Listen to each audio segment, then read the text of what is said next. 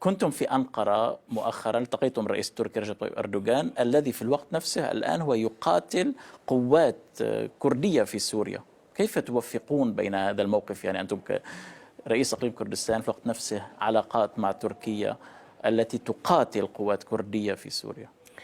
طبعا هذا موضوع يجب أن نكون صريحين. يعني طبعا لا يمكن أن نوافق على مقاتلة أي دولة لأي طرف كردي، لكن في نفس الوقت لا نؤيد أي جهة كردية أيضا أن تختار القتال كوسيلة لتحقيق مطالبها. ما حصل في سوريا مع الأسف الشديد هناك خلط في الأوراق.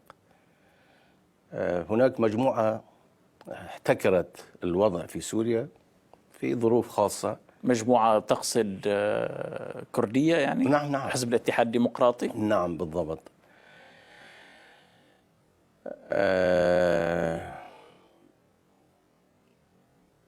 حذفوا التنظيمات الأخرى، منعوهم من ممارسة أي نشاط، وأصبحوا جزء من البكك، وهذا أثار حفيظة تركيا، وهذا اللي خلى تركيا حساسة تجاه هذا الموضوع. يعني كان عليهم أن يميزوا نفسهم عن البكك وعن أي تنظيمات أخرى، وحتى عن الإقليم. يعني كان عليهم أن يختاروا طريقهم بطريق خاص بهم، وضعهم وضع خاص. لكن هل تؤيد أن يعلنوا استقلال أو انفصال أو إدارة ذاتية كما أنتم يعني في إقليم كردستان العراق؟ نحن نؤيد إذا كان هناك إجماع كردي في سوريا على أي أمر سنؤيده. إجماع. وهل هذا يعني كان هناك اتفاق عام 2013 في أربيل بين الأطراف الكردية ولم يستمر؟ البيادة لم يلتزم بهذا الاتفاق، هو الذي خرق الاتفاق. وهل هناك أمل أو اليوم أو دور لكم في إعادة؟ سنبذل جهود من جديد للعودة إلى الاتفاق اللي جرى في أربيل ثم في دهوك. إذا التزمت كل الأطراف بما تم الاتفاق عليه في هذا في أربيل وفي دهوك سنؤيد ما يقررونه. وإذا ذهبوا أبعد في مسألة الإدارة الذاتية والاستقلال ستؤيدون هذه المطالب أم لا؟ ربما مسألة الاستقلال يعني الظروف غير ناضجة وغير مساوية. ضرورة الاستقلال، لكن الفيدرالية، لكن مع ذلك ما يقرره الشعب الكردي في سوريا، لكن مو طرف واحد، وإنما يكون هناك إجماع سنؤيده. ستؤيدون؟ نعم. وهل يعني ترون أنهم يجب أن يعودوا إلى شرق الفرات كما تطالب تركيا اليوم؟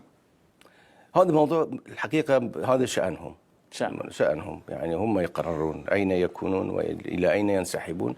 هذه مسألة تتعلق بأطراف أخرى أيضا. يعني ليس الموضوع لا يخص الكرد فقط، هناك أطراف أخرى سورية. أنت تحدثت من تركيا عن تغييرات في المنطقة ستجري. تغييرات ماذا؟ تغييرات خرائط؟ المنطقة مقبلة على تغييرات، ونلاحظ تغييرات تقريبا يومية. لكن هل خرائط جديدة برأيك؟ ممكن. أنا أتصور راح تكون هناك خرائط جديدة في التقسيم هو قائم. أين؟ نتحدث العراق محسوم مسألة الأقليم، لكن فيما يتعلق ببقية العراق أو في سوريا حتى في سوريا التقسيم قائم. برأيك؟ الآن سوريا مقسمة، سوريا موحدة غير موحدة. ولن تعود إلى ما كانت عليه قبل في السابق. موحدة لن تعود موحدة. فهناك صيغة أخرى وهي؟ لا أدري، ولكن أعرف أنه صيغة جديدة ليست الصيغة القديمة اللي كان يحكم بها في سوريا.